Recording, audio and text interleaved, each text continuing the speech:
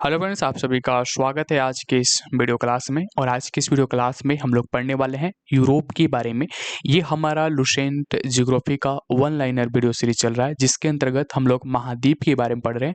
और आज की इस वीडियो में हम लोग यूरोप महाद्वीप के बारे में पढ़ेंगे। ठीक है, पिछली वीडियो हमारी जो थी वह एशिया महाद्वीप के ऊपर थी, लेकिन आज का जो वीडियो है हमारा वह यूरोप महाद्वीप के ऊपर है। यदि अभी तक आप पिछली वीडियोज़ को नहीं देखे हैं तो जा करके उसे देख लीजिए, ताकि आपको ये वीडियो ज़्यादा समझ में आए। इससे पहले आपको दो वीडियोज़ देखने चाहिए, एक तो एशिया महाद्वीप के ऊपर जो वीडियो बनी है वो, और दूसरा जिसमें हम लोग महाद्वीप के निर्माण के बारे में बात की है कि महाद्वीप का निर्माण कैसे होता है।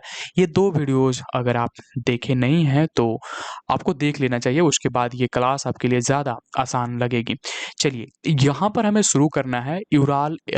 हम यहाँ पर शुरू कर रहे हैं पहला पॉइंट के साथ। देखिए, यहाँ पर है कि यूराल एवं काकेशस पर्वत एशिया महाद्वीप को यूरोप से पृथक करता है। यह महाद्वीप एशिया के पश्चिम में है। आर्कटिक वृत्त इससे होकर गुजरता है। यह तीन तरफ से जल से घिरा है। इस महाद्वीप में 46 देश हैं। यह विश्व का सर्वाधिक नगरीकृत महाद्वीप है। तो इतनी सारी चीजें की जानकारी यहाँ पर पहले पॉइंट के साथ मिलता है। लेकिन उससे पहले मैं यहाँ पर कहूँगा आपको कि अगर अभी तक आप मैप के बुक को नहीं ओपन किए हैं तो मैप का एक बुक ओपन कर लीजिए। आप एटलस ओपन कर लीजिए, चाहे आपके पास कैसा भी मैप है उसको देखिए, और उसमें यूरोप का जो मैप है उसे निकाल लीजिए। देखिए, यहाँ पर कुछ पॉइंट्स हैं जिन पर हमने बात करनी है। पहली बात, यहाँ पर कहा जा रहा है कि अब विश्व का सर्वाधिक नगरीकृत महाद्वीप है, यानी कि जो यूरोप महाद्वीप है वो अन्य सभी महाद्वीपों में सबसे ज्यादा नगरीकृत है। नगरीकृत हुआ तो विकसित भी होगा, क्योंकि विकास के क्रम में सबसे पहले गांव होता है, गांव के बाद फिर क्या हो जाएगा, वहां पर नगर की स्थापना होने लगती है। तो जो महाद्वीप सबसे ज्यादा नगरीकृत है, बात ये हुआ कि वहां पर वहां के विकास जो है सही ढंग से हुआ है। ठीक है, तो यहाँ पर जो यूरोप है सर्वाधिक नगरीकृत महाद्वीप है। उसके बाद यहाँ पर बात हो रही है कि इस महाद्वीप में 46 देश है। तो हम यहाँ पर उनके 46 देशों का नाम देखेंगे, और ये कुछ का ये भी देखेंगे कि वो मैप पर कहाँ पर अवस्थित हैं। ठीक है, लेकिन उससे आगे बढ़ते हैं। ये तीन तरफ से जल से घिरा हुआ है। जो यूरोप महाद्वीप है उसको अगर आप ध्यान से देखेंगे तो आपको पता चलेगा कि यूरोप जो है तीन तरफ से जल से घिरा हुआ है। ठीक है, तीन तरफ से ये जल से घिरा हुआ है। इस मैप पर आप ध्यान से देखिए, यहाँ पर आपका यूरोप है। ठीक है, यहाँ पर यूरोप लिखा हुआ है, लेकिन ये जो ब्लू कलर का आप देख रहे हैं ये पूरा भाग यूरोप का भाग है। इसके इस तरफ भी जल का क्षेत्र है, जल क्षेत्र है। ठीक है, जल स्रोत है। इस तरफ भी, इसके इस साइड भी जल स्रोत है, और इस साइड भी जल स्रोत है। तो यूरोप जो है तीन तरफ से जल से घिरा हुआ है। ये चीज भी आपको यहाँ पर स्पष्ट दिख रही है। ठीक है, और इसी वजह से तीन तरफ से इसे जल से घिरा होने के वजह से यूरोप को प्रायद्वीपों का प्रायद्वीप भी कहा जाता है।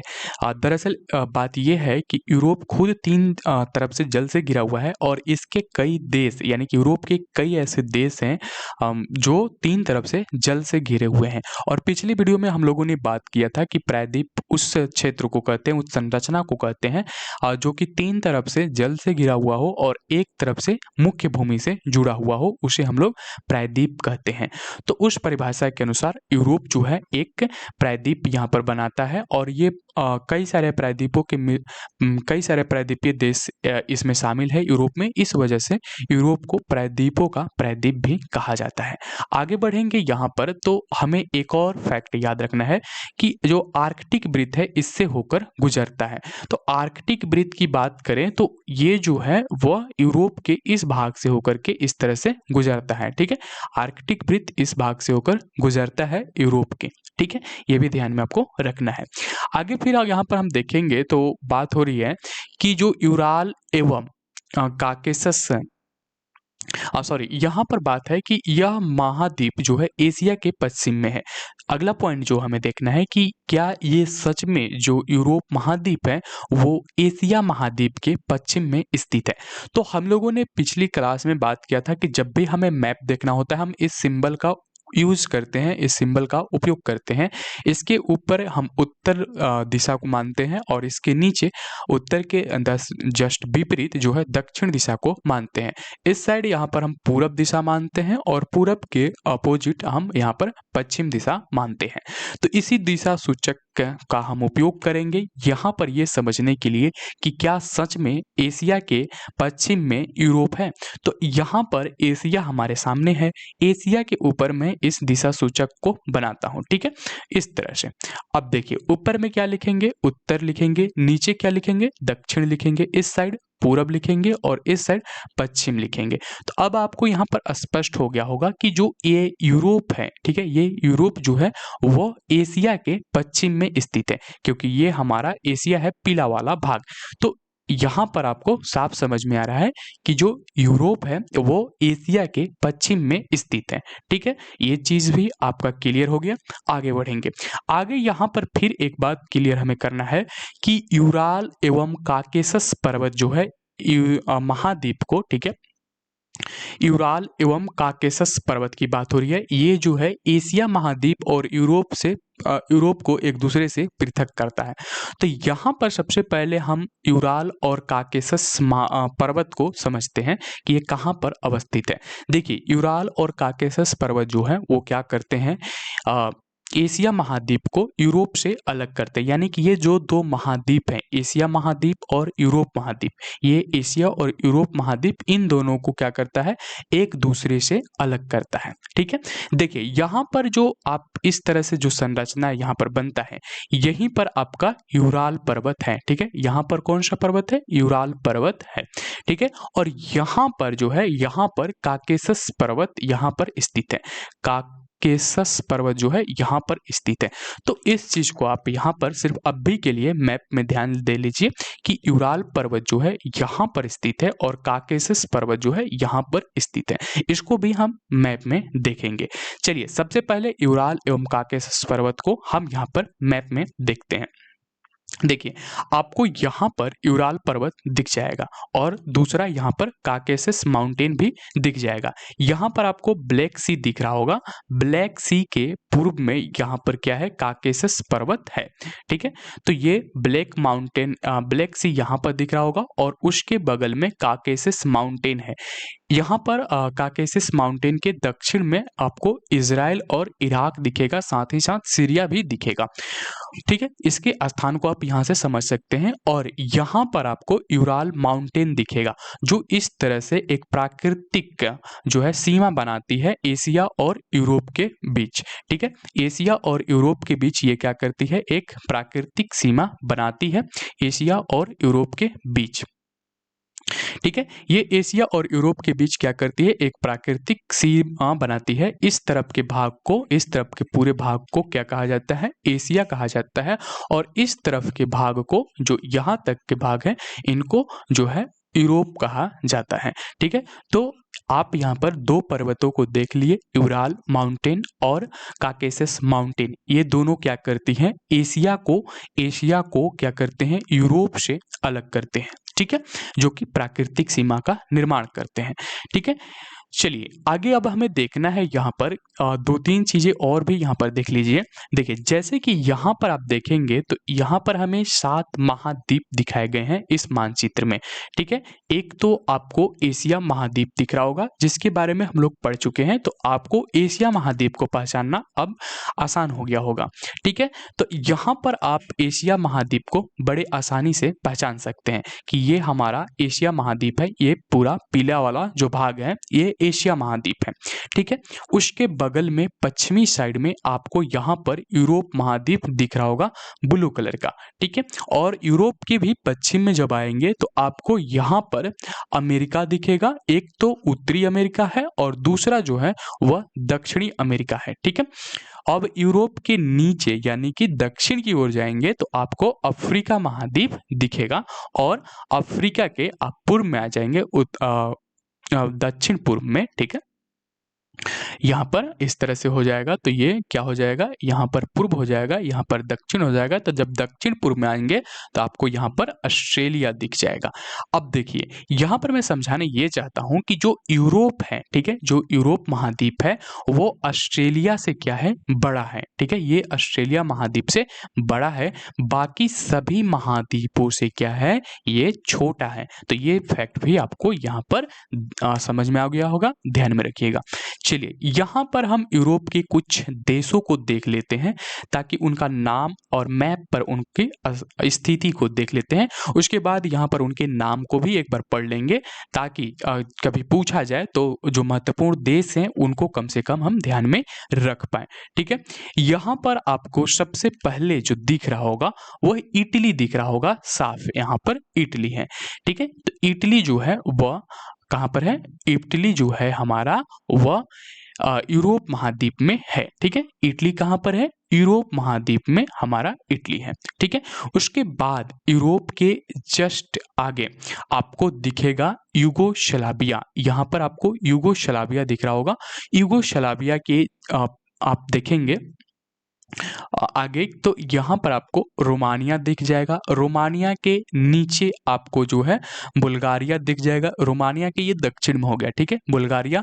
और बुल्गारिया के पूर्व में आप देखेंगे तो यहाँ पर ब्लैक सी आपको दिखाई देगा।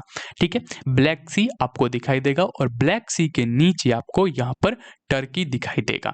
टर्की तो आपको यहाँ पर दिख ही रहा होगा, लेकिन आप यहाँ पर नजर दौड़ाइए, यहाँ पर आपको फ्रांस दिखेगा और फ्रांस के नीचे दक्षिण में यहाँ पर स्पेन दिखेगा और स्पेन के पश्चिम में आपको यहाँ पर पुर्तगाल दिखेगा। ठीक है, अब देखिए ये सारी चीजें आपको यहाँ पर ध्यान रखना है कि कौन से देश कहाँ पर हैं, और इसलिए कि आपको जब भी नाम पकड़ा जाए, जैसे कि फ्रांस मैं कहूँगा, फ्रांस की बात हो रही है तो आपको ध्यान में रहे कि फ्रांस जो है वह स्पेन के ऊपर है, यानी कि स्पेन जो है वह फ्रांस के दक्षिण में स्थित है।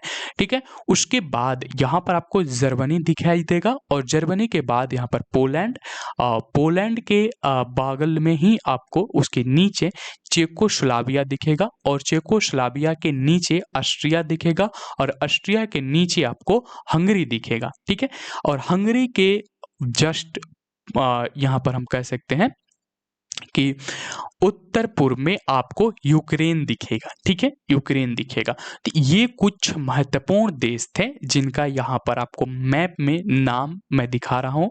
अगर आपके पास मैप है तो आप अपना मैप ओपन कर लीजिए और उन्हें देखने का प्रयास कीजिए। यहाँ पर आपको लंदन दिखाई देगा, ठीक है, जो कि ग्रेट ब्रिटेन का ये क्षेत्र है। ठीक है, यूके का क्षेत्र ये आपको दिख जाएगा, ग्रेट ब्रिटेन। तो यहाँ पर कुछ चीज़ें जो है आपको ध्यान में रखना है, जैसे कि मेडिटेरियन सी, यहाँ पर आपको मेडिटेरियन सी दिखाई देगा। मेडिटेरियन सी के बाद आपको यहाँ पर ब्लैक सी को भी ध्यान में रखना है, ये ब्लैक सी आपको यहाँ पर ध्यान दिखाई देगा। और ब्लैक सी के बाद आपको जो ध्यान में रखना होगा वो ये ध्यान में रखना होगा कि ग्रीस यहाँ पर है। ठीक है, ग्रीस यहाँ पर है। बाकी अब हम देशों का नाम देख लेते हैं सिर्फ, क्योंकि बहुत सारे देश हैं, 40 देश हैं और यहाँ पर जो मैप है उसमें उन सभी देशों को देख पाना थोड़ा मुश्किल है। ठीक है, बाकी अगर आपके पास मैप है तो वहां पर आप उन्हें देख सकते हैं। ठीक है, तो यहाँ पर उन देशों का नाम है, कुछ देशों का यहाँ पर नाम है जो यूरोप महाद्वीप में बसे हुए हैं, जैसे कि अल्बानिया, ठीक है, एंडोरा, ऑस्ट्रिया, बेलारूस, ये सभी जो देश का नाम यहाँ पर है ये सभी यूरोप महाद्वीप में है।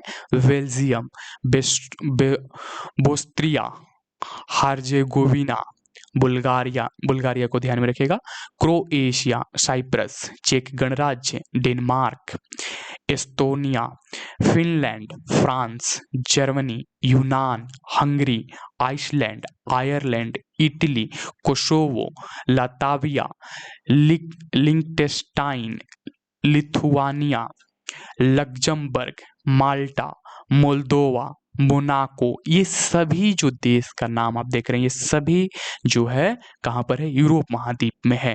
आगे देखते हैं और नामों को, यहाँ पर है मोंटेग्रो, नीदरलैंड, उत्तर मैसेडोनिया, नॉर्वे, पोलैंड, पुर्तगाल, रोमानिया, रूस, रूस भी जो है यूरोप महाद्वीप में है, कुछ उसका भाग एशिया महाद्वीप में भी था, हम लोगों ने पिछली वीडियो में भी देखा था। सैन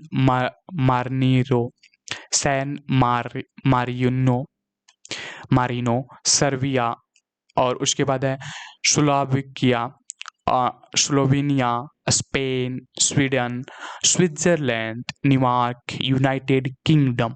ये सभी जो देश का नाम अभी आपने सुना, ये सभी जो है यूरोप महाद्वीप में बसे हुए हैं, यूरोप महाद्वीप के अंतर्गत आते हैं। ठीक है, तो उम्मीद है आपको ये पहला पॉइंट समझ में आ गया होगा कि यूराल एवं काकेशस पर्वत जो है एशिया महाद्वीप को यूरोप से पृथक करते हैं। दूसरा पॉइंट ये बताया गया था यहाँ पर कि यह महाद्वीप जो है एशिया के पश्चिम में स्थित है। तीसरी बात ये बताया गया था कि यहाँ से होकर के आर्कटिक वृत्त गुजरता है, ये बात भी आपको याद होगा। और तीसरी बात यहाँ पर बताया गया, चौथी बात, कि ये 3 तरफ से जल से घिरा हुआ है, जिस वजह से इसको महाद्वीपों का महाद्वीप कहा जाता है। प्रायद्वीपों का प्रायद्वीप कहा जाता है। और जो हमारा यूरोप महाद्वीप है, यहाँ पर लगभग 46 देश हैं और यह विश्व का सर्वाधिक नगरीकृत महाद्वीप है। चलिए आगे बढ़ेंगे।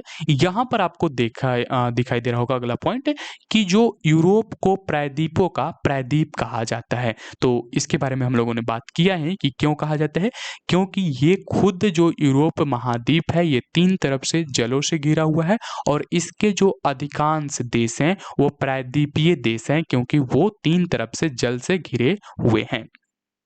ठीक है, अगर आप इस मैप को थोड़ा सा जूम करेंगे तो यहाँ पर आपको जो देश दिखाई देंगे उसमें से अधिकांश देश जो हैं वह प्रायद्वीपीय देश के रूप में हैं। जैसे यहाँ पर आप इटली को देखेंगे तो इधर जल से घिरा हुआ है, जहाँ पर मेडिटेरियन सी आपको दिख जाएगा एक तरफ, और दूसरी तरफ भी, इसके दूसरी तरफ भी मेडिटेरियन सी है, और यहाँ पर अमेरिकी सी है शायद, मुझे यहाँ पर अटलांटिक सी दिख नहीं रहा है। ठीक है, तो ये सारे तीनों तरफ से जो है जल से क्या है, घिरे हुए हैं। ठीक है, बस यहाँ पर ये समझिए कि जो इटली है वो तीनों तरफ से जल से घिरा हुआ है, इसलिए ये प्रायद्वीप है। स्पेन की बात करें, पुर्तगाल की बात करें तो पुर्तगाल भी 3 तरफ से जल से घिरा हुआ है। यहाँ पे स्पेन भी जो है 3 तरफ से जल से घिरा हुआ है। ठीक है, उसके बाद आयरलैंड की बात करें तो ये तो चारों तरफ से जल से घिरा हुआ है। यूनाइटेड किंगडम की बात करें तो ये भी तीनों तरफ, 4 तरफ से जल से घिरा हुआ है। स्वीडन और नॉर्वे की बात करें तो ये 3 तरफ से जल से घिरा हुआ है। तो यहाँ पर जो यूरोप है, यूरोप को क्या कहा जाता है, प्रायद्वीपों का प्रायद्वीप कहा जाता है, क्योंकि इसका जो अधिकांश देश हैं वो प्रायद्वीपीय देश हैं और खुद यूरोप जो है वह 3 तरफ से जल से घिरा हुआ है और इसी वजह से इसको प्रायद्वीपों का प्रायद्वीप कहा जाता है। चलिए आगे देखते हैं। यूरोप महाद्वीप क्षेत्रफल की दृष्टि से ऑस्ट्रिया को छोड़कर अन्य सभी महाद्वीपों से क्या है, छोटा है। तो इसके बारे में हम लोगों ने बात कर ही लिया है कि जो यूरोप महाद्वीप है वो ऑस्ट्रिया को छोड़ देंगे, ऑस्ट्रिया से बड़ा है, बाकी सभी से छोटा है। ठीक है, तो यहाँ पर सबसे छोटा जो है ऑस्ट्रिया है और ऑस्ट्रिया से थोड़ा सा बड़ा कौन है, वो थोड़ा सा बड़ा जो है वो है यूरोप महाद्वीप। ठीक है, यूरोप है, तो ये चीज आपको ध्यान में रखना है। आगे बढ़ेंगे। यूरोप महाद्वीप उत्तर में उत्तरी ध्रुव सागर, दक्षिण में भूमध्य सागर और काला सागर, यहाँ पर देखिए, यहाँ पर जो है इसकी सीमाओं को बताई जा रही है, यूरोप महाद्वीप की सीमा को दर्शाया गया है। तो सबसे पहले यहाँ पर देखिए, यूरोप महाद्वीप के उत्तर में जो है उत्तरी ध्रुव सागर है, दक्षिण में बात करें तो भूमध्य सागर और काला सागर है, और तथा पश्चिम में अंध महासागर से घिरा हुआ है। तो इसके 3 तरफ की सीमाओं के बारे में बताया गया है। सबसे पहले उत्तर को देखिए, उत्तर में उत्तरी ध्रुव सागर है। उत्तरी ध्रुव सागर जो है यह इस वाले क्षेत्र में जो है उत्तरी ध्रुव सागर है, क्योंकि हम जानते हैं कि इस तरफ से जब आप करेंगे तो ऊपर क्या हो जाएगा, उत्तर, नीचे हो जाएगा दक्षिण, इस साइड पूरब हो जाएगा और इस साइड पश्चिम का क्षेत्र होगा।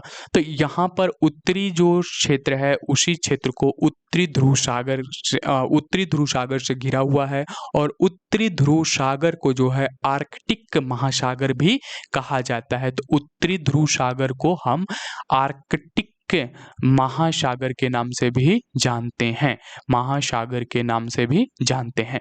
अब देखिए दक्षिण में जो बात हो रही है भूमध्य सागर और काला सागर से ये घिरा हुआ है, तो दक्षिण में इसके भूमध्य सागर और काला सागर है। तो हम इस मैप को थोड़ा सा जूम करेंगे तो यहाँ पर आपको इसके दक्षिण में दिखेंगे, यहाँ पर आपको ब्लैक सी दिखेगा और यहाँ पर आपको मेडिटेरियन सी दिखेगा।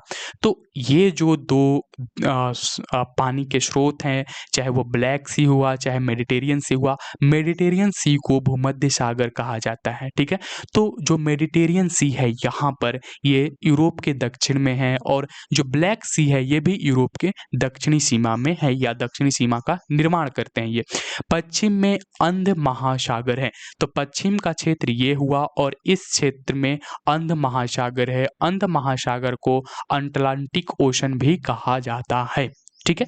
तो ये तीन तरफ के आप दिशाओं को, तीन तरफ की दिशाओं से इसे देख लिए। उत्तर में जो है उत्तरी ध्रुव सागर है जिसको आर्कटिक महासागर कहा जाता है, यानी कि जो यूरोप का उत्तरी भाग है वो आर्कटिक महासागर से घिरा हुआ है। जो उत्तर के बाद जो पश्चिमी भाग है, पश्चिमी भाग जो है अंध महासागर से घिरा हुआ है जिसको अटलांटिक ओशन कहते हैं। इसकी जो दक्षिणी भाग है उसमें ब्लैक सी और काला सागर और भूमध्य सागर यानी कि मेडिटेरियन सी अवस्थित है। इसके पूर्व वाले भाग में जो है यूराल माउंटेन है, पूर्व वाले भाग में जो है यूराल माउंटेन क्या करती है, इसकी प्राकृतिक सीमा का निर्माण करती है। तो इतनी सारी चीजें यहाँ पर आपको ध्यान में रखना होगा। चलिए आगे बढ़ते हैं। यूरोप का सर्वोच्च शिखर की बात हो रही है, यहाँ पर 3 शिखर की बात हम लोग करेंगे इस पॉइंट में। तो सबसे पहले आराम से समझिए कि बात यहाँ पर हो क्या रही है। देखिए यहाँ पर हो रहा है कि यूरोप का सर्वोच्च शिखर जो है वह अल्बुर्ज है, ठीक है। एक शिखर की नाम हम जान रहे हैं जिसका नाम है अल्बुर्ज, और अल्बुर्ज की जो ऊंचाई है 5,642 मीटर है और यह रूस में स्थित है। तो हम एक शिखर की बात कर रहे हैं जो कि यूरोप का सर्वोच्च शिखर है जिसका नाम अल्बुर्ज है, जो कि 5,642 मीटर है और ये रूस में स्थित है, ठीक है। तो यहाँ पर जो पहले शिखर के रूप में है यह सर्वोच्च शिखर है यूरोप का जिसका नाम अल्बुर्ज है और ये रूस में स्थित है। चलिए अगला देखते हैं।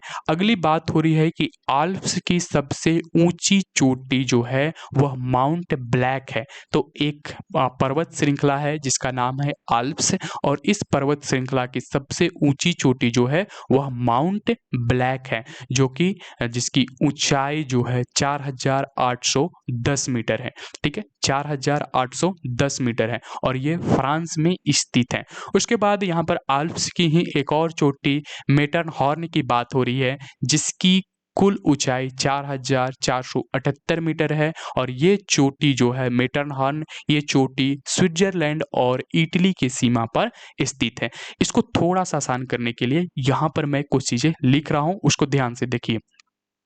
देखिए एक सर्वोच्च शिखर बताया जा रहा है यूरोप का, ठीक है। यूरोप का सर्वोच्च शिखर, ठीक है। सर्वोच्च शिखर की बात हो रही है, सर्वोच्च शिखर की बात हो रही है। तो यूरोप का सर्वोच्च शिखर कौन है? यूरोप का सर्वोच्च शिखर जो है अल्बुर्ज है, ठीक है। अल्बुर्ज है जिसकी ऊंचाई 5,642 मीटर है, ठीक है। ये बात हो गया। ये कहाँ पर है सर्वोच्च शिखर? ये रूस में स्थित है। कहाँ पर स्थित है? रूस में स्थित है। दूसरी बात कहा जा रहा है, एक पर्वत श्रृंखला है जिसका नाम है आल्प्स पर्वत श्रृंखला। आल्प्स पर्वत की सर्वोच्च जो शिखर है उसका जो नाम है, सर्वोच्च शिखर का नाम क्या है? आल्प जो पर्वत श्रेणी है उसका जो सर्वोच्च शिखर है उसका नाम है माउंट ब्लैक, ठीक है। माउंट ब्लैक उसका नाम है, ठीक है। और माउंट ब्लैक की जो ऊंचाई बताई जा रही है वो बताई जा रही है 4,810 मीटर, ठीक है। और तीसरी जो शिखर है जो कि आल्प्स की एक महत्वपूर्ण शिखर के नाम से जाना जा रहा है, ये आल्प्स की एक महत्वपूर्ण शिखर है, यानी कि आल्प्स पर्वत श्रृंखला का ही एक महत्वपूर्ण शिखर है जिसका नाम है मेटर्न हॉर्न। ठीक है, मेटर्न हॉर्न। और इसके बारे में बताया जा रहा है कि इसकी जो ऊंचाई है वो 4478 मीटर की है और ये सीमा पर स्थित है स्विट्जरलैंड और इटली के सीमा पर। ठीक है, इटली के सीमा पर ये स्थित है, जिसको S+I हम लिख रहे हैं यहाँ पर। ठीक है, और यहाँ पर जो माउंट ब्लैक था वो फ्रांस के सीमा पर स्थित था। तो ये 3 पॉइंट आपको यहाँ पर याद रखना था, जो कि मैं इसको इस तरह से लिख दिया हूँ। फिर से देख लीजिए, यूरोप की सर्वोच्च शिखर है जो कि रूस में स्थित है, जो कि एल्ब्रुज है, जिसकी ऊंचाई 5642 मीटर है। दूसरा है आल्प्स पर्वत श्रेणी की सर्वोच्च शिखर की बात हो रही है, तो आल्प्स पर्वत श्रेणी की जो सर्वोच्च शिखर है माउंट ब्लैक, वो फ्रांस में स्थित है और उसकी ऊंचाई 4810 मीटर है। आल्प्स पर्वत का ही एक महत्वपूर्ण शिखर है जिसका नाम है मेटरहॉर्न और यह स्विट्जरलैंड और इटली की सीमा पर है। इसकी कुल ऊंचाई जो है 4778 मीटर है। अब यहाँ पर हम इस चीज को समझ चुके हैं, अब हम इस तीनों को मैप पर देखना है। ठीक है, तो चलिए सबसे पहले हम देखते हैं यूरोप की सर्वोच्च शिखर जिसका नाम है अल्ब्रुज। ठीक है, अल्बुर्ज, जिसका नाम है अल्ब्रुज। देखिए यहाँ पर आपको दिख रहा होगा काकेशस पर्वत श्रृंखला।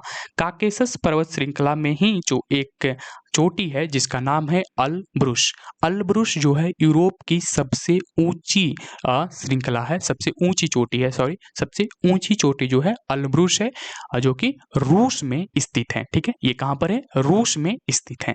तो अल्ब्रुज आपको यहाँ पर दिख रहा होगा। ठीक है, तो अल्ब्रुज की स्थिति आप देख चुके हैं। अब यहाँ पर हम बगल में आते हैं और हमें देखना है आल्प्स पर्वत श्रृंखला को। देखिए हम लोगों ने बात किया कि आल्प्स पर्वत श्रृंखला की एक सबसे ऊंची चोटी की बात हो रही है और दूसरा सबसे महत्वपूर्ण चोटी की बात हो रही है, लेकिन उससे पहले सबसे पहले हमें आल्प्स का विस्तार तो देख लेना ही चाहिए। देखिए ये आल्प्स का यहाँ पर आपको विस्तार दिखाया गया है, जो आपको लग रहा होगा कि एक अर्धचंद्राकार यहाँ पर संरचना है। ठीक है, आल्प्स पर्वत का जो विस्तार है वो आल्प्स पर्वत का जो विस्तार है वो फ्रांस में है। ठीक है, उसका कुछ विस्तार इटली में है, उसका कुछ विस्तार स्विट्जरलैंड में है और उसका कुछ विस्तार स्लोवेनिया में है और ऑस्ट्रिया में भी है। तो ये 5 क्षेत्रों में, 5 देशों में फैला हुआ है, स्विट्जरलैंड, फ्रांस, इटली, स्लोवेनिया और ऑस्ट्रिया, जो कि आल्प्स का विस्तार क्षेत्र है। तो हम लोगों ने यहाँ पर बात किया कि जो फ्रांस है, ठीक है, फ्रांस में सबसे ऊंची चोटी फ्रांस का ये क्षेत्र है, जिसमें क्या है, फ्रांस का ये क्षेत्र है जिसमें आल्प्स पर्वत का विस्तार है।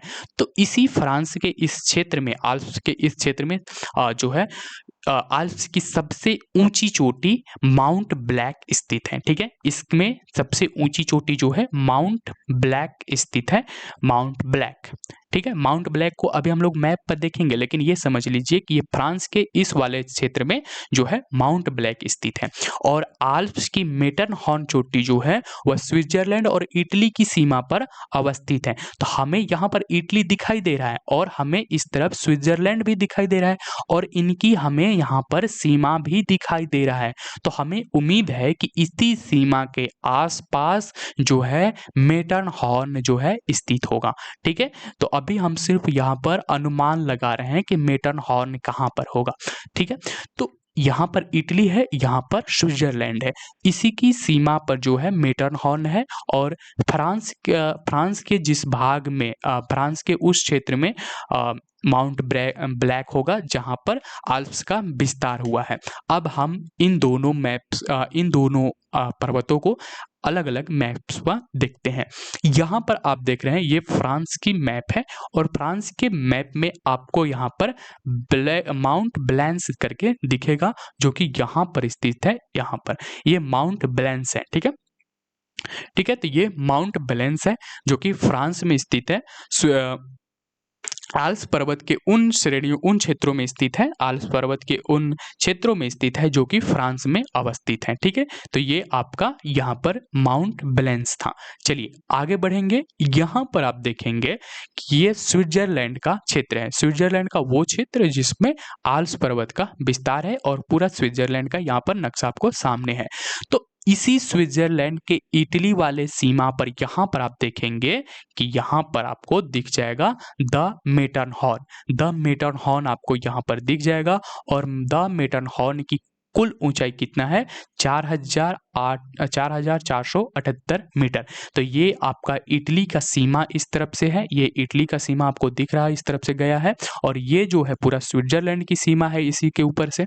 ठीक है, तो इटली और स्विट्जरलैंड की सीमा पर आपको साफ यहाँ पर दिख रहा है मेटरहॉर्न। ठीक है, ये आपका मेटरहॉर्न है जो कि यहाँ पर इस त्रिभुज के अंतर्गत जो दिखाया गया त्रिभुज उसी पर ये मेटरहॉर्न स्थित है, और इसकी कुल लंबाई कुल ऊंचाई जो है वो 4,478 मीटर है। तो उम्मीद है आप इन तीनों चीजों को यहाँ पर समझ गए होंगे। यूरोप का सर्वोच्च शिखर एल्ब्रुज कहाँ पर है, वो रूस में स्थित है, उसके स्थान को भी आप समझ गए होंगे। आल्प्स की सबसे ऊंची चोटी जो है वो माउंट ब्लैक है, ये भी आप समझ गए होंगे, जो कि फ्रांस में स्थित है। और आल्प्स की मेटरहॉर्न चोटी जो कि एक महत्वपूर्ण चोटी है वह स्विट्जरलैंड एवं इटली की सीमा पर है, ये भी आपको समझ में आ गया होगा। साथ ही साथ आपको आल्प्स का विस्तार भी यहाँ पर दिख गया होगा। तो उम्मीद है आपको ये चीज समझ में आ गई होगी। चलिए आगे बढ़ते हैं। यहाँ पर अब देखेंगे यूरोप महाद्वीप की सर्वाधिक महत्वपूर्ण नदी की बात हो रही है, जो कि डेन्यूब नदी है। ठीक है, डेन्यूब नदी है, जिसकी कुल लंबाई 2,842 मीटर है, और ये कई देशों से होकर गुजरती है, जैसे कि ऑस्ट्रिया, बुल्गारिया, चेक स्लोवाकिया, यूगोस्लाविया और रोमानिया से होकर बहती हुई यूक्रेन की सीमा के निकट काला सागर में गिरती है। डेन्यूब नदी के तट पर बुडापेस्ट, बुखारेस्ट, वियना और बेलग्रेड बंदरगाह स्थित है। तो यहाँ पर सबसे महत्वपूर्ण नदी यूरोप की जो है वह डेन्यूब नदी को माना जाता है। ठीक है, और डेन्यूब नदी की कुल लंबाई जो बताया गया है वह 2,842 किलोमीटर की लंबाई बताया गया है।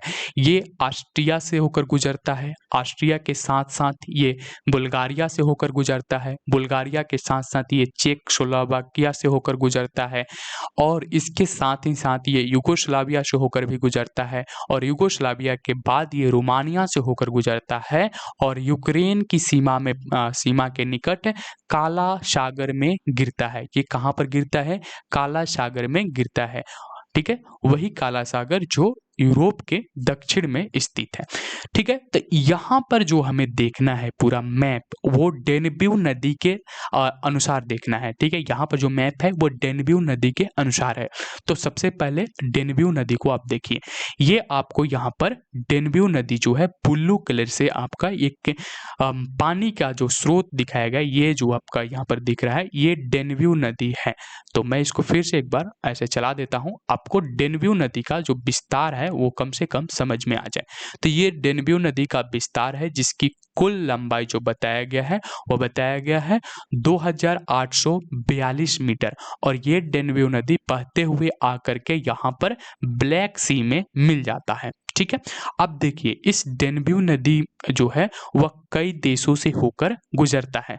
ठीक है, जिसमें ऑस्ट्रिया था, ठीक है, चेक रिपब्लिक था, चेक स्लोवाकिया जो था, स्लोवाकिया था, यहाँ पर स्लोवाकिया आपको दिख रहा होगा।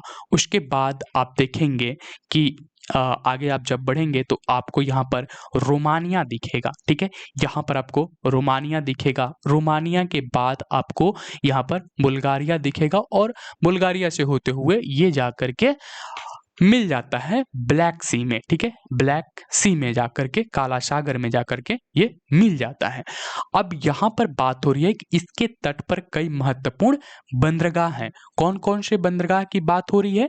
तो यहाँ पर जो है बुडापेस्ट जैसे बंदरगाह है, तो बुडापेस्ट आपको यहाँ पर दिखेगा। उसके बाद बताया गया है कि यहाँ पर जो है वियना जैसे भी, वियना एक और जो है इसका बंदरगाह है, वियना भी इसी तट का बंदरगाह है, इसी नदी का तटीय बंदरगाह है। उसके बाद यहाँ पर जो है आपको दिखेगा कि यहाँ पर आपको बुडापेस्ट, बुखारेस्ट दिखेगा, बुखारेस्ट, वियना और बेलग्रेड दिखेगा। तो ये आपका यहाँ पर बेलग्रेड है, और बेलग्रेड के बाद यहाँ पर आपको जो है एक सेकेंड, यहाँ पर जो आप देखेंगे ये आपको यहाँ पर दिखेगा बुकारेस्ट, ठीक है, तो ये बुकारेस्ट है। तो अब यहाँ पर जो इसकी पूरी संरचना थी वो मैप पर आ चुकी है। वियना की डेन्यू की पूरी संरचना, डेन्यू नदी की पूरी संरचना आप इस मैप पर देख रहे हैं, ठीक है। तो यही बात बताई जा रही थी। आप अब फिर से इस फैक्ट को पढ़िए कि यूरोप महाद्वीप की सर्वाधिक महत्वपूर्ण नदी डेन्यू नदी है। कौन सी नदी है? डेन्यू नदी है। ये डेन्यू नदी है, ठीक है, डेन्यू नदी है, जिसकी कुल लंबाई कितनी है? इसकी कुल लंबाई जो है 2842 मीटर है, ठीक है, 42 किलोमीटर, सॉरी 42 किलोमीटर है। ये बुल्गारिया कहाँ पर है? ये ऑस्ट्रिया, सॉरी यहाँ पर आप देखेंगे तो यहाँ पर ऑस्ट्रिया लिखा है। ये ऑस्ट्रिया बुल्गारिया, चेक रिपब्लिक, स्लोवाकिया और रोमानिया से होते हुए, ठीक है, रोमानिया से होते हुए, यूगोस्लाविया रोमानिया से होते हुए ये जाकर के ब्लैक सी में गिर जाती है, ठीक है। तो यहाँ पर इसके जो तट हैं, तट पर क्या है? वियना, बुडापेस्ट, बुलाग्रेड, बेलग्रेड और बुखारेस्ट जैसे जो तटबंध बंदरगाह है, बंदरगाह वो अवस्थित है, ठीक है। तो ये आपका जो पूरा संरचना था डेन्यू नदी का, वो उम्मीद है आपको समझ में आ गया होगा और उसे आप मैप में भी देखकर ध्यान में रख सकते हैं, ठीक है। यहाँ पर आपको कुछ चीजें दिखना होगा कि यहाँ पर आपको ये यूक्रेन दिख रहा होगा, यहाँ पर आपको जर्मनी दिख रहा होगा और साथ ही साथ ये ब्लैक सी आपको ध्यान में रखना है। और उसके बाद आपको जो ध्यान में रखना है वो इटली को ध्यान में रखना है। यहाँ पर आपका इटली है, ठीक है। चलिए आगे बढ़ेंगे। सिर्फ यहाँ पर मैं चीज़ों को ध्यान में रखने के लिए कर रहा हूँ, तो कहीं ना कहीं ये काम आएंगे, बस ध्यान में रखिए। चलिए आगे बढ़ेंगे। यहाँ पर देखिए, यूरोप की सबसे लंबी नदी जो है वह वोल्गा नदी है। यूरोप की सबसे लंबी नदी का नाम क्या है? वोल्गा नदी है, ठीक है। अभी जो हम डेन्यू नदी देख रहे थे वो सिर्फ यूरोप का एक महत्वपूर्ण नदी था, क्योंकि उसकी कुल लंबाई 2000 जो था, कुछ 2000 कितना था? 2842 किलोमीटर था। डेन्यू नदी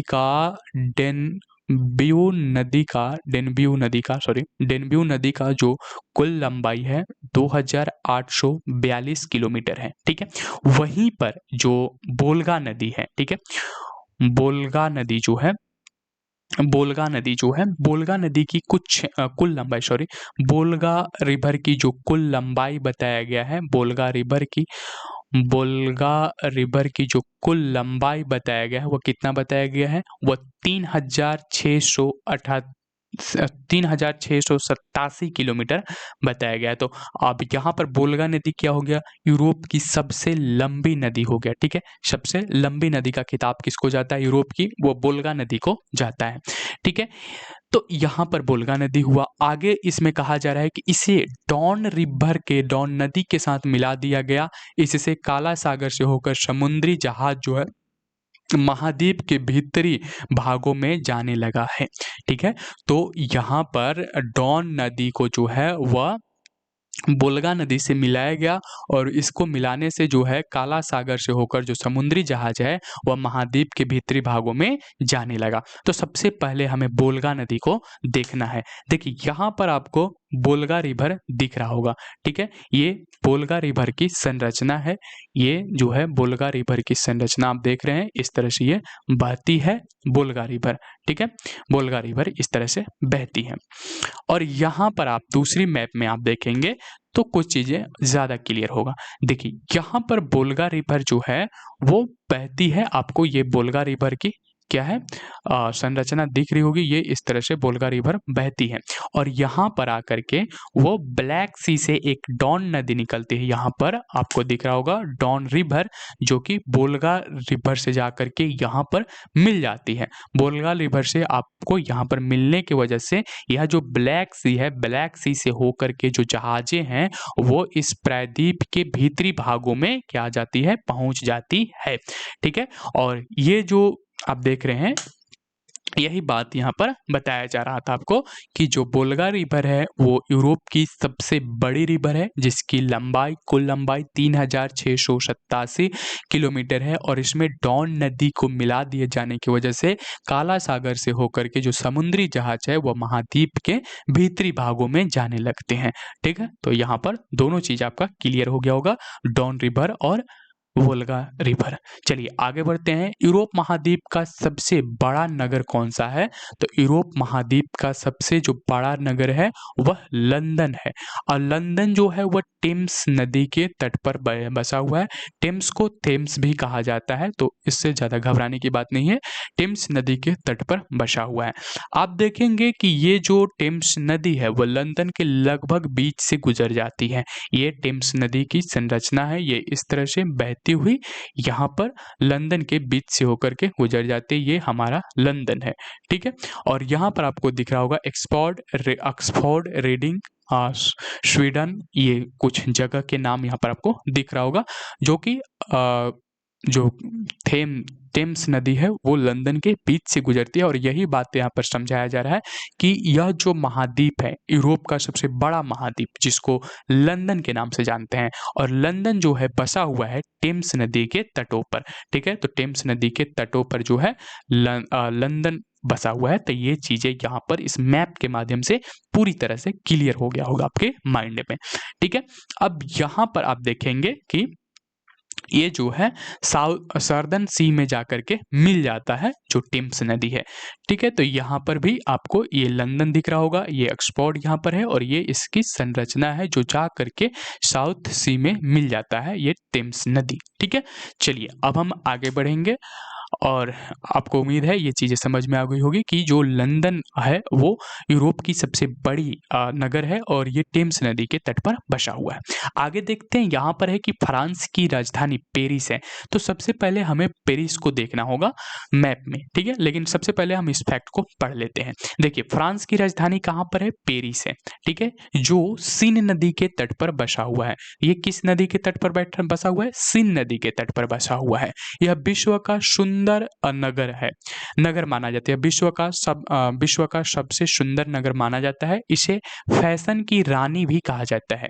जो पेरिस है, पेरिस को फैशन की रानी कहा जाता है। और कॉन फ्रांस का एक प्रमुख शहर है जो कॉन फिल्म फेस्टिवल के लिए जाना जाता है। तो यहाँ पर 3-4 फैक्ट हैं जिनको हमें समझना होगा। सबसे पहली जो फैक्ट बताया जा रहा है कि जो फ्रांस है उसकी राजधानी कहाँ पर है? पेरिस में है, ठीक है। और जो फ्रांस है, ये जो फ्रांस है ये कहाँ पर बसा हुआ है? सीन नदी के तट पर बसा हुआ है। और दूसरी बात ये बताई जा रही है कि जो फ्रांस है विश्व का सुंदर नगर है, ठीक है, विश्व का सबसे सुंदर नगर माना जाता है, और इसको फैशन की दुनिया कहा जाता है, फैशन की नगरी कहा जाता है। और इन सब से हट करके अब तक हम फ्रांस की बात कर रहे थे, लेकिन फ्रांस की एक शहर की बात अब हो रहा है, कौन शहर की? कौन शहर, जो कि फ्रांस का प्रमुख शहर है, और इसको कॉन फिल्म फेस्टिवल के लिए जाना जाता है। कॉन फिल्म फेस्टिवल के लिए किसको जाना जाता है? कौन, फ्रांस की कौन शहर को। ठीक है, अब यहाँ पर हमें मैप में उन सभी चीजों को देखना है। तो यहाँ पर आप फ्रांस की मैप को देख रहे हैं, ये पूरा जो मैप है ये फ्रांस का मैप है, ठीक है। फ्रांस का आप मैप देख रहे हैं, फ्रांस के दक्षिण में आप देखेंगे तो आपको स्पेन दिखेगा, ठीक है, ये आपका यहाँ पर स्पेन है, ठीक है। फ्रांस के पश्चिम में आप देखेंगे तो पूर्व में आप देखेंगे तो आपको यहाँ पर स्विट्जरलैंड दिख जाएगा, और आपको इस तरफ अटलांटिक ओशन दिख जाएगा पश्चिम में, ठीक है। और पूर्व में आपको लंदन यूके आपको दिख जाएगा, ठीक है, और नीदरलैंड आपको दिख जाएगा। तो ये आपको अब यहाँ पर फ्रांस की सीमा समझ में आ गई होगी कि फ्रांस की सीमा के चारों तरफ कौन कौन सी चीजें हैं। अब देखिए, फ्रांस की जो राजधानी है वो कौन सा है? वो पेरिस है। तो पेरिस आपको यहाँ पर दिखेगा, ये फ्रांस की राजधानी है पेरिस। और बात ये कहा जा रहा है कि जो ये पेरिस जो नगर है, ठीक है, वो कहाँ पर बसा हुआ है? वो सीन रिवर के तट पर बसा हुआ है। तो आप देखेंगे कि ये सीन रिवर इस तरह से गुजरता है, ठीक है। तो यहाँ पर जो सीन रिवर है, सीन रिवर के तट पर ही पेरिस बसा हुआ है। ये फैक्ट भी हम यहाँ पर दिख रहा है, हमें साफ दिख रहा है। और बात यहाँ पर और यहाँ पर जो बात हो रही है कौन शहर की, केन शहर की, वो केन शहर यहाँ पर है। और यही केन शहर जो है वो केन फिल्म फेस्टिवल के लिए जाना जाता है। लेकिन पेरिस के बारे में एक और बात कही गई है कि पेरिस जो है वो फैशन की नगरी है और दुनिया के सबसे खूबसूरत नगर के रूप में इसको जाना जाता है, पेरिस को। तो उम्मीद है आपको ये सारी चीजें यहाँ पर दिख रहा होगा, समझ में आ रहा होगा कि फ्रांस कहाँ पर है, पेरिस कहाँ पर है, सीन रिवर कहाँ पर है और केन जो एक शहर है फ्रांस की, वो कहाँ पर है। ठीक है, तो आगे बढ़ते हैं। ये पॉइंट भी आपका क्लियर हो गया होगा मैप के साथ। चलिए आगे बढ़ेंगे। यहाँ पर है यूरोप के यूक्रेन गणराज्य विश्व का प्रमुख गेहूं उत्पादक क्षेत्र है, जो विश्व का अन्न भंडार या रोटी की डालिया कहलाता है। तो यूक्रेन जो है वो यूरोप की सबसे ऐसा क्षेत्र है, प्रमुख क्षेत्र है जो गेहूं उत्पादन करता है। ठीक है, तो गेहूं उत्पादन का जो प्रमुख क्षेत्र है वो कौन है, यूक्रेन गणराज्य है। यह विश्व का प्रमुख गेहूं उत्पादक क्षेत्र के रूप में जाना जाता है। विश्व का अन्न भंडार या रोटी की डालिया किसको कहा जाता है, यूक्रेन को कहा जाता है। तो आपको यहाँ पर यूक्रेन दिख रहा होगा, ये रंग बिरंगा जो आपका यूक्रेन है यहाँ पर दिख रहा होगा, ये यूक्रेन है। ठीक है, अब देखिए यूक्रेन की जो आप इस तरफ से जब इसकी दिशा बांटेंगे तो पूर्व साइड में आपको रसिया मिल जाएगा। ठीक है, और उत्तर पूर्व में रसिया मिल जाएगा, नीचे दक्षिण में आपको टर्की मिल जाएगा, यहाँ पर टर्की, और पूर्व साइड में पश्चिम साइड में आपको पोलैंड मिल जाएगा। ठीक है, पोलैंड, रोमानिया, ये सभी चीजें मिल जाएगी। तो यही जो यूक्रेन है, यूक्रेन को क्या कहा जाता है, यूक्रेन में गेहूं का उत्पादन जो है सबसे अधिक होता है। ठीक है, और इसी वजह से इसको जो है कहा जाता है क्या, रोटी की डालियां। रोटी की डालियां किसको कहा जाता है, यूक्रेन को कहा जाता है। और विश्व का अन्न भंडार भी किसको कहा जाता है, वह यूक्रेन को ही कहा जाता है। ठीक है, तो इतनी चीजें आपको यहाँ पर याद रखनी थी यूक्रेन के बारे में। चलिए आगे देखते हैं। अब यहाँ पर बात हो रही है इटली। इटली जो है विश्व का दूसरा सर्वाधिक अंगूर उत्पादक देश है। इटली क्या है, विश्व का दूसरा सबसे बड़ा अंगूर उत्पादक देश है। ठीक है, तो आपको यहाँ पर इटली दिख रहा होगा जो कि इस तरफ से है। ठीक है, ये इटली है हमारा, तो ये इटली है। और इटली जो पीले कलर का है ये आपको पूरा इटली दिख रहा होगा। और इटली क्या है, अंगूर उत्पादक देश है। विश्व का दूसरा सर्वाधिक अंगूर उत्पादन जो होता है वो इटली में होता है। और इटली का अगर हम बात करें तो इसके पश्चिम साइड में फ्रांस पड़ता है और इसके पूर्व साइड में जो आप देखेंगे तो हंगरी पड़ेगा, ऑस्ट्रिया पड़ेगा। ठीक है, ये पूर्वी साइड हो गया। हालांकि उत्तर पूर्व और दक्षिण पूर्व इस तरह से बांट कर आपको पूरा ध्यान से देखना होगा, तो इस तरह से आप बांट सकते हैं। ठीक है, तो ये आपको यहाँ पर इटली है। इटली के बारे में सिर्फ इतना याद रखना है कि यह अंगूर उत्पादन में महत्वपूर्ण है। अंगूर उत्पादन के लिए यह विश्व का दूसरा देश है। ठीक है, चलिए आगे बढ़ेंगे। आगे यहाँ पर है कि राइन नदी का जो जलमार्ग है वह यूरोप का सर्वाधिक व्यस्त अंतःस्थलीय जलमार्ग है, जो जर्मनी में अवस्थित ब्लैक फॉरेस्ट राइन नदी के किनारे स्थित है। ठीक है, तो यहाँ पर राइन नदी के बारे में बात करी जा रही है। राइन नदी जो है यूरोप की सर्वाधिक अंतःव्यस्त स्थलीय जलमार्ग है। व्यस्त अंतःस्थलीय जलमार्ग है कि यानी कि ये जैसे एक देश होता है तो देश के भीतर जो जलमार्ग होगा उसको कहेंगे अंतःस्थलीय। इसके चारों तरफ स्थल है और स्थल से कोई नदी गुजर रही है तो उस नदी का जो जलमार्ग का उपयोग जो है, उस नदी को जलमार्ग के रूप में जब उपयोग किया जाता है तो उसको हम कहेंगे अंतःस्थलीय जलमार्ग सॉरी। तो यहाँ पर जो राइन नदी का जलमार्ग है वह यूरोप का सर्वाधिक व्यस्त जलीय जलमार्ग है। जर्मनी में अवस्थित ब्लैक फॉरेस्ट वह राइन नदी के किनारे पर स्थित है। तो हमें मैप में जो है सबसे पहले तो जर्मनी को देखना है, ये आपको यहाँ पर जर्मनी दिख रहा होगा। दूसरा यहाँ पर आपको फ्रांस भी दिख रहा होगा और यहाँ पर स्विट्जरलैंड भी दिख रहा होगा। ये 3 चीजों को आप याद रखिए। यहाँ पर द नीदरलैंड भी आपको दिख रहा होगा और एक संरचना आपको यहाँ पर दिख रहा होगा, एक पानी की ये संरचना दिख रहा होगा। यही जो संरचना है ये क्या कहलाती है? ये राइन नदी कहलाती है। ठीक है, ये क्या है? ये राइन नदी है। ठीक है, अब यहाँ पर आप देखेंगे कि ये राइन नदी है और यहाँ पर आप आइएगा तो ये आपको यहाँ पर जो है ब्लैक फॉरेस्ट दिखेगा। ये जो यहाँ पर आप देख रहे हैं, ये रेड कलर से डॉट डॉट करके घेरा हुआ, ये जो है ब्लैक फॉरेस्ट है। तो अब यहाँ पर इसको ब्लैक फॉरेस्ट को आप देख रहे होंगे, ये स्विट्जरलैंड के उत्तर में स्थित है। ठीक है, और ये जर्मनी के अंतर्गत स्थित है और ये जर्मनी और स्विट्जरलैंड की सीमा के पास स्थित है और फ्रांस की सीमा से भी लगा हुआ है। तो यहाँ पर स्विट्जरलैंड और फ्रांस की सीमा से ये लगा हुआ है, तो हम कह सकते हैं कि ये जो है इस क्षेत्र के आसपास अवस्थित है। जो ब्लैक फॉरेस्ट है वो इसके आसपास है या फिर इसके अंतर्गत हम देखें तो ब्लैक फॉरेस्ट जो है आपको यहाँ के आसपास दिख जाएगा। यहाँ पर आपका ब्लैक फॉरेस्ट दिख जाएगा। ठीक है, तो ये जो है ब्लैक फॉरेस्ट का क्षेत्र हुआ, सॉरी यहाँ पर। तो यही 3 चीजों को यहाँ पर आपको जोड़ना है। सबसे पहले कि जो राइन नदी है, राइन नदी वह एक जलमार्ग के रूप में उपयोग किया जाता है और यह यूरोप का सर्वाधिक अंतःव्यस्त जलीय स्थलीय जलमार्ग है। अंतःस्थलीय जलमार्ग है और जर्मनी में अवस्थित ब्लैक फॉरेस्ट जो है वह राइन नदी के किनारे स्थित है। तो ब्लैक फॉरेस्ट जो है राइन नदी के किनारे स्थित है। बस इतनी सी चीजें यहाँ पर ध्यान में रखना था। ये आपका ब्लैक फॉरेस्ट हो गया। चलिए आगे बढ़ेंगे। उम्मीद है आप इन सभी चीजों को मैप पर देख रहे होंगे अपने बुक में। आगे यहाँ पर देखिए, यूरोप का सबसे महत्वपूर्ण रेल मार्ग जो ओरिएंट रेल मार्ग है, जो फ्रांस के पेरिस नगर से टर्की के कस्तूतुनिया नगर के मध्य तक जाती है।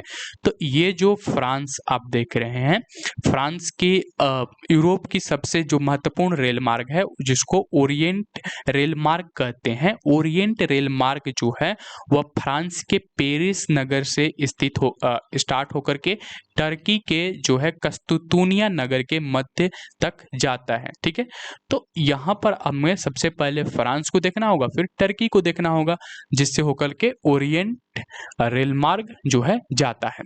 ठीक है, देखिए यहाँ पर आप देखेंगे, थोड़ा सा नीचे आइए, यहाँ पर इस मैप में आप देखेंगे जो कि आपको फ्रांस और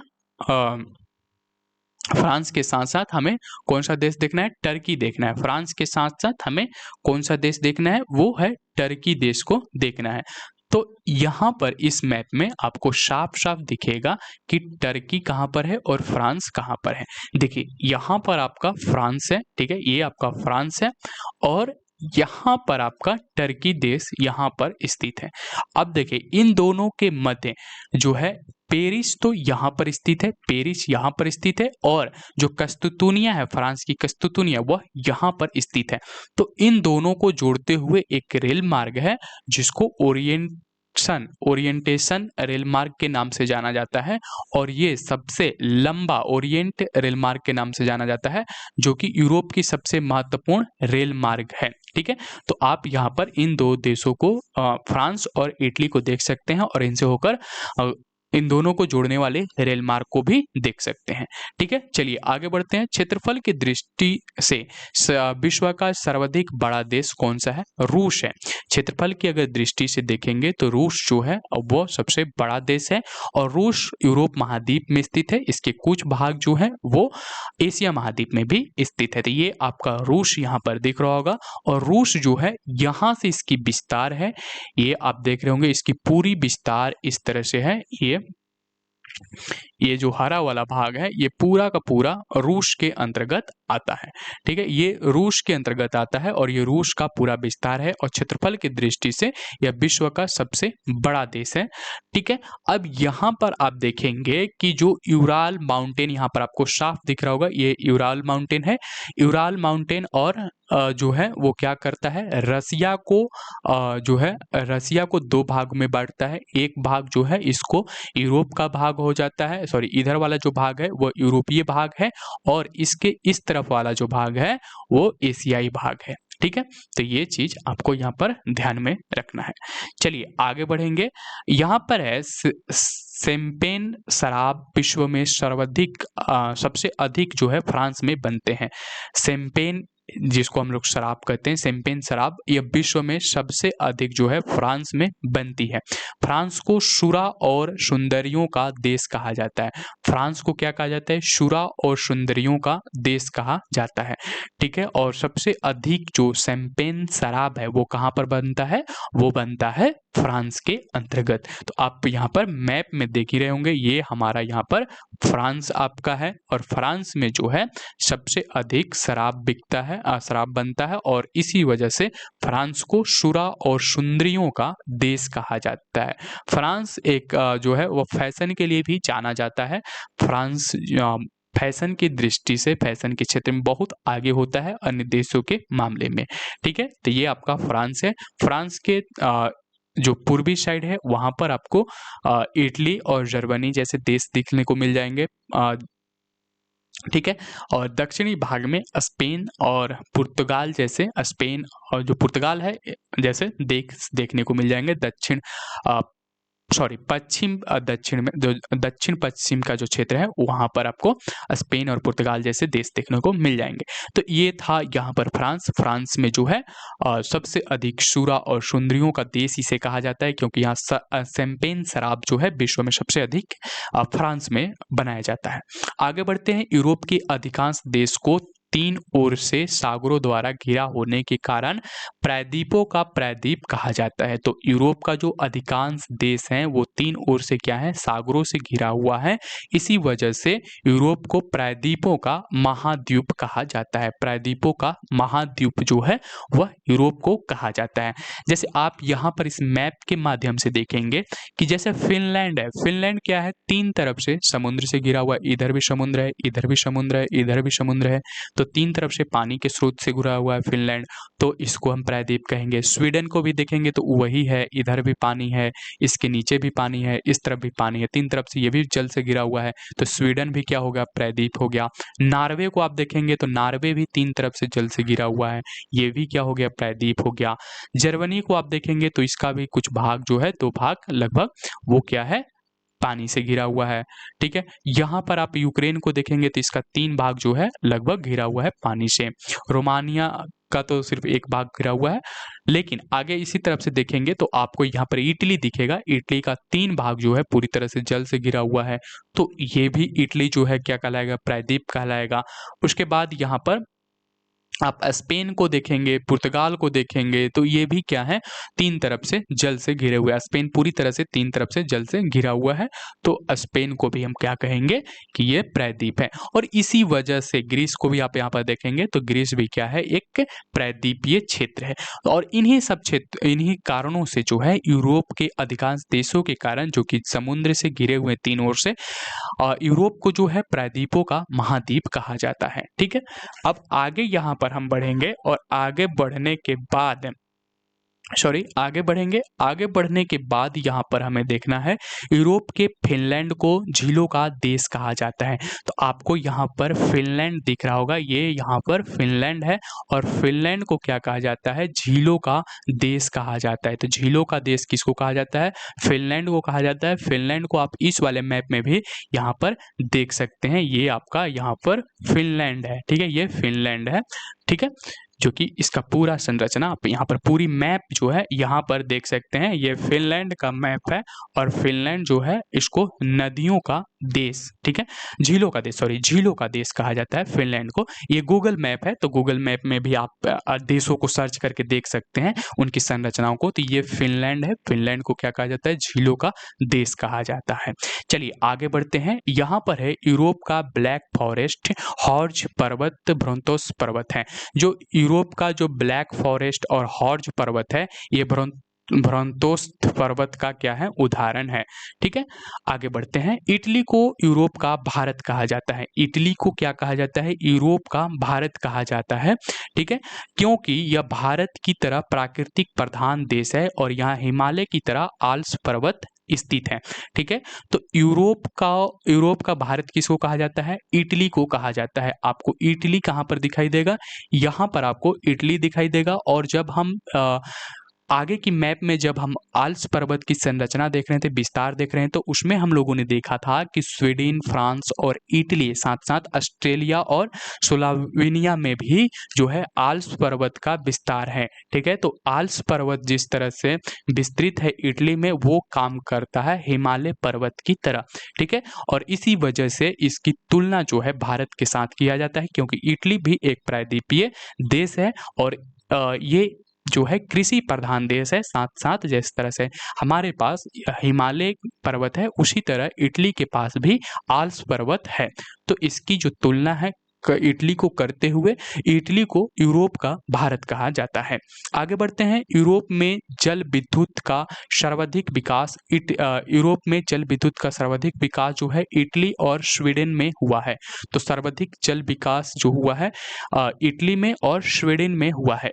यहाँ पर आप इस मैप में दोनों देश को एक साथ देखिएगा और इसको तुलना कर सकते हैं कि इटली कहाँ पर है और स्वीडन कहाँ पर है। तो आपको इटली यहाँ पर दिख रहा होगा और स्वीडन यहाँ पर दिख रहा होगा। ये ऐसे दो देश हैं यूरोप के जहाँ पर जो जल विद्युत का विकास जो है सर्वाधिक मात्रा में हुआ है। ठीक है, अब आगे बढ़ते हैं। यहाँ पर है फ्रांस के हवाईयन यार्ड और नॉर्वे को फ्योर्ड तटों का देश कहा जाता है। तो फ्रांस को हवाईयन यार्ड और नॉर्वे को फ्योर्ड तटों का देश कहा जाता है। तो आपको यहाँ पर फ्रांस यहाँ पर दिख रहा होगा, ये फ्रांस है। और नॉर्वे अगर देखना है आपको, तो नॉर्वे आपको दिखेगा कहाँ पर? ये आपका यहाँ पर नॉर्वे है। तो फ्रांस को जो है फ्योर्ड तटों का फ्रांस को हवाईयन यार्ड कहा जाता है और नॉर्वे को फ्योर्ड तटों का देश कहा जाता है। ठीक है, चलिए आगे बढ़ेंगे। यहाँ पर हमें देखना है इंग्लिश चैनल के बारे में। देखिए, इंग्लिश चैनल जो है वह फ्रांस और यूनाइटेड किंगडम को क्या करता है? दो भागों में अलग अलग करता है। तो ये आपका इंग्लैंड है, यूके है। ये पूरे भाग को हम लोग यूके के नाम से जानते हैं, यूनाइटेड किंगडम के नाम से जानते हैं। ये यूके है। और यूके जो है, यूके को और फ्रांस को एक चैनल जो है अलग करती है, जो कि इंग्लिश चैनल के नाम से जाने जाती है। तो इंग्लिश चैनल जो है इंग्लैंड और फ्रांस को अलग अलग करती है। ठीक है, चलिए ये चीज़ें आपको समझ में आ गया होगा कि इंग्लिश चैनल जो है वह फ्रांस और यूनाइटेड किंगडम को क्या करती है? अलग करती है। यदि किसी व्यक्ति को यूके से फ्रांस में आना है, तो उसको इंग्लिश चैनल को पार करके वो फ्रांस आ सकता है। ठीक है, तो ये चीज़ें आपको यहाँ पर ध्यान रखना है। आगे बढ़ते हैं। इसी से जुड़ा हुआ है फ्रांस और यूनाइटेड किंगडम से जुड़ा हुआ है। तो यहाँ पर है डोवर जलमंडरू। आपको यहाँ पर डोवर दिख रहा होगा, ये आपका डोवर है। डोवर जलमंडरू के मंडरू से जाने वाला चैनल सुरंग यूनाइटेड किंगडम और फ्रांस को जोड़ती है। तो ये आपका यूनाइटेड किंगडम लंदन का जो क्षेत्र है ये है, और फ्रांस को जोड़ती है। तो फ्रांस आपका यहाँ पर आपको दिख ही रहा है, ये आपका फ्रांस का ये पूरा क्षेत्र है। फ्रांस को क्या करती है? जोड़ती है। इस रेलवे सुरंग की कुल लंबाई 50.45 किलोमीटर है। इसकी गहराई 75 मीटर है। इसकी शुरुआत 6 मई 1949 को हुआ और 14 नवंबर 1994 से यात्री सेवा की शुरुआत हो गई।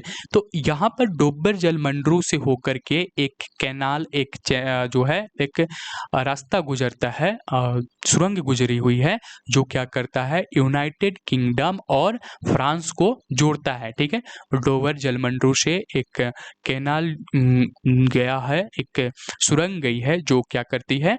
यूनाइटेड किंगडम और फ्रांस को क्या करती है? जोड़ती है। और इसकी जो कुल लंबाई है वो 50.45 किलोमीटर है और इसकी जो गहराई है वो 75 मीटर है। और इसकी शुरुआत जो है 6 मई 1949 को हुआ था और 6 मई 1994 को हुआ था और जो यात्री हैं वह 14 नवंबर 1994 से जाने लगे थे। ठीक है, इसका फायदा उठा रहे थे। तो ये चीज आपको याद रखना है। ठीक है, यहाँ पर आप देखेंगे तो आपको पूरी तरह से साफ क्लियर होगा कि ये जो है फ्रांस है और यहाँ पर आपका लंदन है, ये आपका इंग्लिश चैनल है, यहाँ पर डोवर जलमंडरू है और यहीं से जो है जुड़ा हुआ है इस वाले क्षेत्र से फ्रांस और लंदन के बीच जो है एक सुरंग के माध्यम से रेलवे सुरंग की बनाई गई है, जो कि लगभग 50.45 किलोमीटर की है और यह 75 मीटर गहरा है। ठीक है, तो चलिए आगे बढ़ते हैं। अब यहाँ पर है कि गल्फ स्ट्रीम जलधारा जो है यूरोप का गर्म कंबल के उपनाम से जाना जाता है। तो इसको बस याद रखिए कि जो गल्फ स्ट्रीम जलधारा है उसको यूरोप का गर्म कंबल कहा जाता है। चलिए आगे देखते हैं। स्विट्जरलैंड को यूरोप का खेलों का मैदान कहा जाता है। प्लेग्राउंड ऑफ यूरोप किसको कहा जाता है? वो कहा जाता है स्विट्जरलैंड को। तो स्विट्जरलैंड आपका यहाँ पर है, आप इसको यहाँ पर देख सकते हैं, ये स्विट्जरलैंड है। ठीक है, तो स्विट्जरलैंड को क्या कहा जाता है? खेलों का मैदान कहा जाता है। यूरोप का मरीज किसको कहा जाता है? तो यूरोप का मरीज जो है वह तुर्की को कहा जाता है और यह काला सागर एवं भूमध्य सागर के मध्य अवस्थित है। मरमरा सागर तुर्की के एशियाई भाग एवं यूरोपीय भाग को अलग करता है। तुर्की की राजधानी अंकारा यूरोपियन भूभाग पर अवस्थित है। तो यहाँ पर आपको तुर्की दिख रहा होगा। ठीक है, ये आपका यहाँ पर तुर्की है, ये तुर्की है। तुर्की जो है वो काला सागर और भूमध्य सागर के बीच में स्थित है। क्यों स्थित है? क्योंकि ये जो क्षेत्र है यहाँ पर, एक सेकेंड, यहाँ पर ये जो क्षेत्र है ये काला सागर के नाम से जाना जाता है और ये जो क्षेत्र है ये मेडिटेरियन सी के नाम से जाना जाता है, भूमध्य सागर के नाम से जाना जाता है और इसी के बीच में जो है स्थित है हमारा तुर्की। ठीक है, और तुर्की जो है वो काला सागर और भूमध्य सागर के बीच में स्थित है। ये चीजें आपको यहाँ पर साफ दिख रही होगी। चलिए आगे बढ़ते हैं। मरमरा सागर जो है तुर्की की एशियाई भाग और यूरोपीय भाग को अलग करता है। जो मरमरा सागर है वो तुर्की को जो है दो भाग में करता है। एक तो उसको यूरोपीय भाग से और एशियाई भाग से क्या कर देता है? अलग कर देता है। मरमरा जो है मरमरा सी। ठीक है, अब यहाँ पर जो हमें देखना है कि इसका जो एक राजधानी है, इसकी जो राजधानी है अंकारा यूरोपीय भूभाग पर अवस्थित है। तो हम यहाँ पर अंकारा को देखेंगे। अंकारा जो है यूरोपीय भूभाग पर स्थित है। ये आपको यहाँ पर अंकारा दिख रहा होगा। अंकारा जो है यूरोपीय भूभाग पर स्थित है। ठीक है, ये अंकारा है। अंकारा कहाँ पर है? यूरोपीय भूभाग पर स्थित है। और जो हमारा टर्की है वो ब्लैक सी और मेडिटेरियन सी के बीच में स्थित है। ठीक है, तो ये इतना चीजें आपको यहाँ पर ध्यान रखना था। चलिए अब हम आगे बढ़ेंगे। आगे बढ़ने के बाद यहाँ पर हमें पढ़ना है, नीदरलैंड ने उत्तरी सागर के तट के साथ बड़े बड़े तटबंध बना करके समुद्र से भूमि प्राप्त की है। इन तटबंधों को डाइक कहते हैं और इस प्रकार प्राप्त भूमि को पोल्डर कहते हैं। तो ये जो नीदरलैंड है, नीदरलैंड यहाँ पर आपको दिख रहा होगा, ये जर्मनी के पश्चिमी साइड में है। तो यहाँ पर जो नीदरलैंड है वो क्या किया है कि सागर में, ये यहाँ पर इसके सागर है, सागर में तटबंध बना करके समुद्र के कुछ भागों को, कुछ भूमियों को प्राप्त किया है और इनको क्या कहा जाता है? इनको तटबंधों को डाइक कहते हैं। इन तटबंधों को डाइक कहते हैं और इस प्रकार जो प्राप्त भूमि है उसको पोल्डर कहते हैं। ठीक है, तो ये चीजें याद रखिएगा कि नीदरलैंड ने उत्तरी सागर में नॉर्थ सी में के तटों के साथ बड़े बड़े तटबंध बना करके समुद्र से भूमि प्राप्त की है और इन तटबंधों को डाइक कहते हैं। इस प्रकार जो प्राप्त भूमि को पोल्डर कहते हैं। अब देखिए यहाँ पर हम लोग आल्प्स पर्वत का विस्तार तो पहले भी देख चुके हैं, लेकिन यहाँ पर जो आल्प्स पर्वत है उसके बारे में कहा जा रहा है कि आल्प्स पर्वत का जो सर्वाधिक विस्तार है वह कहाँ पर हुआ है? स्विट्जरलैंड में हुआ है। तो आप यहाँ पर स्विट्जरलैंड को देखेंगे कि तो स्विट्जरलैंड में जो है आल्प्स पर्वत का सबसे अधिक विस्तार है। ये स्विट्जरलैंड का क्षेत्र है और आप देख रहे हैं कि स्विट्जरलैंड में जो है आल्प्स पर्वत का सर्वाधिक विस्तार हुआ है। ठीक है, चलिए आगे बढ़ेंगे। ये आल्प्स पर्वत आपको दिख रहा होगा कि फ्रांस, स्विट्जरलैंड, ऑस्ट्रिया, स्लोवेनिया और इटली से होकर के इटली तक में फैली हुई है। ठीक है, आगे बढ़ते हैं। स्विट्जरलैंड और इटली के बीच ग्रेट सेंट बॉर्डन दर्रा मार्ग प्रदान करता है। अब देखिए यहाँ पर मुझे इसका मैप नहीं मिल पाया, पर आप अनुमान लगाइए कि ये एक तरफ स्विट्जरलैंड है, ये स्विट्जरलैंड है और दूसरी तरफ इटली है और इनकी ये बॉर्डर है, ये बॉर्डर लाइन है और ये आल्प्स पर्वत इस पर स्थित है।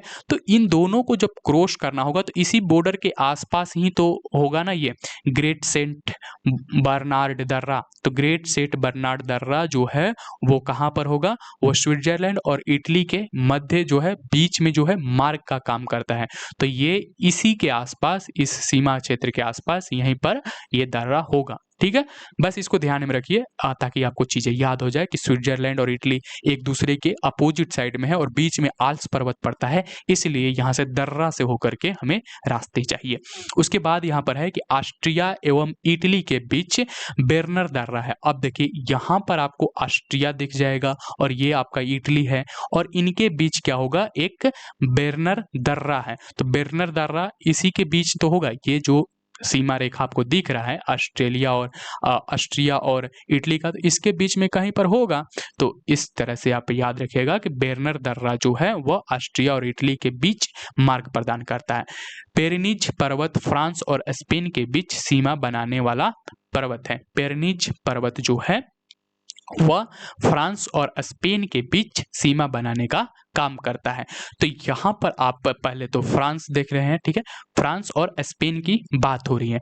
तो आप यहाँ पर देखिए ये तो पूरा फ्रांस की सीमा है, ये फ्रांस की सीमा आपको दिख रहा है और ये यहाँ से स्पेन शुरू होता है और यहीं पर आप देखेंगे तो ये पिरेनीज माउंटेन आपको दिख जाएगा। तो पिरेनीज माउंटेन जो है वो फ्रांस और स्पेन के बीच सीमा बनाने का काम करता है, प्राकृतिक सीमा बनाने का काम करता है। तो पिरेनीज पर्वत आप देख रहे हैं कहाँ पर है, ये रहा यहाँ पर, ये फ्रांस और स्पेन के बीच क्या करता है ना, सीमा बनाता है। ठीक है, ये एक दूसरे से अलग करता है। चलिए आगे बढ़ते हैं। विश्व का सबसे लंबा भूमिगत रेल मार्ग जो है लंदन एवं पेरिस को जोड़ता है, जो कि हम लोगों ने पहले भी बात किया था, डोबर जलडमरू के से होकर के ये जुड़ते हैं। ठीक है, तो ये यहाँ पर इंग्लैंड हुआ। विश्व का सबसे लंबा भूमिगत रेल मार्ग लंदन और पेरिस को जोड़ता है, ये लंदन यहाँ पर हुआ, इंग्लैंड लंदन। ठीक है, और ये फ्रांस हुआ, तो फ्रांस की राजधानी पेरिस इधर है और ये दोनों यहाँ से इस जलमंडल से क्या होते हैं, एक दूसरे से जुड़ते हैं। ठीक है, आगे बढ़ते हैं। पो नदी को इंग्लैंड की गंगा कहा जाता है। पो नदी क्या है, इंग्लैंड की गंगा कहा जाता है।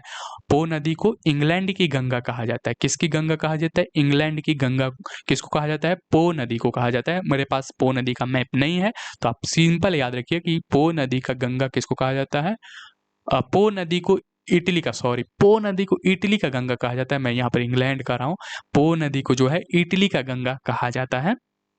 ठीक है, तो आप इटली का मैप देखे हैं, ठीक है, इटली के मैप में पो नदी आपको मिलेगा नहीं, मेरे पास नहीं है, तो बस यहाँ पर याद रखिएगा कि पो नदी जो है इटली की गंगा है। उसके बाद है फ्रांस की जो सीन नदी है वह इंग्लिश चैनल में गिरता है। तो ये आपका इंग्लिश चैनल हुआ, ये आपका फ्रांस हुआ। तो यहाँ से फ्रांस से जो नदी निकलेगी वो जाकर के कहाँ गिरती है, इंग्लिश चैनल में गिरती है और इस नदी का नाम क्या है, सीन नदी। सीन नदी जो है, बात किया गया है कि सीन नदी के तट पर ही पेरिस जो है बसा हुआ है। तो पेरिस जो है, पेरिस जो कि फ्रांस की राजधानी है, वो सीन नदी के तट पर बसा हुआ है और सीन नदी का मानचित्र हम देख चुके हैं और सीन नदी जो है वह इंग्लिश चैनल में जाकर के गिरती है। ठीक है, इतनी बात आपको याद रखना है। चलिए आगे बढ़ते हैं। यहाँ पर है कि फ्रांस को भूमि एवं जलवायु की दृष्टि से लघु यूरोप कहा जाता है। जो फ्रांस है उसको जलवायु और भूमि की दृष्टि से इसको लघु यूरोप भी कहा जाता है, यानी कि यूरोप का एक छोटा सा नमूना किसको कहा जाता है, फ्रांस को कहा जाता है। ऐसा इसलिए कहा जाता है क्योंकि इसकी जलवायु और जो इसकी भूमि है, भूमि और जलवायु की दृष्टि से इसको लघु यूरोप भी कह दिया जाता है फ्रांस को। ठीक है, आगे देखेंगे। यहाँ पर है कि फ्रांस यूरोप का एकमात्र देश है जो खाद्यान्न उत्पादन में आत्मनिर्भर है। इसे किसानों का देश एवं समुद्रों की रानी कहा जाता है। तो जो फ्रांस आप देख रहे हैं, फ्रांस क्या है, कृषि प्रधान देश है, इसको किसानों का देश कहा जाता है। फ्रांस में खेती अच्छी मात्रा में होती है और ये खाद्य उत्पादन में आत्मनिर्भर है, इसी वजह से इसको किसानों का देश और समुद्रों की रानी कहा जाता है। आगे बढ़ते हैं। नॉर्वे स्वेलबार्ड द्वीप में अंतर्राष्ट्रीय बीज भंडार अवस्थित बनाया गया है। तो नॉर्वे में जो है अंतर्राष्ट्रीय बीज भंडार बनाया गया है, सिर्फ इतना याद रखिए। आगे बढ़ते हैं। ग्रेट ब्रिटेन के अंतर्गत इंग्लैंड, वेल्स और स्कॉटलैंड सम्मिलित हैं, जो क्रमशः इसके पूर्वी, पश्चिमी और उत्तरी भाग हैं। उत्तरी आयरलैंड सहित ग्रेट ब्रिटेन को यूनाइटेड किंगडम कहते हैं। इंग्लिश चैनल एवं डोबर जल संधि द्वारा यह यूरोप की मुख्य भूमि से अलग है। अब देखिए यहाँ पर जो ग्रेट ब्रिटेन के नाम से हम लोग जानते हैं, हम लोग जब कहते हैं कि ब्रिटेन तो हम लोग उसी के अंतर्गत यूके को जोड़ लेते हैं, ग्रेट ब्रिटेन को जोड़ लेते हैं, सबको जोड़ लेते हैं, लेकिन ऐसा नहीं है। ऐसा क्यों नहीं है? यहाँ पर जो बताया गया है उसके अनुसार ऐसा नहीं है। ठीक है, सबसे पहले यहाँ पर हम लोग इसको देखते हैं कि आखिर बात क्या है और कैसा है ये।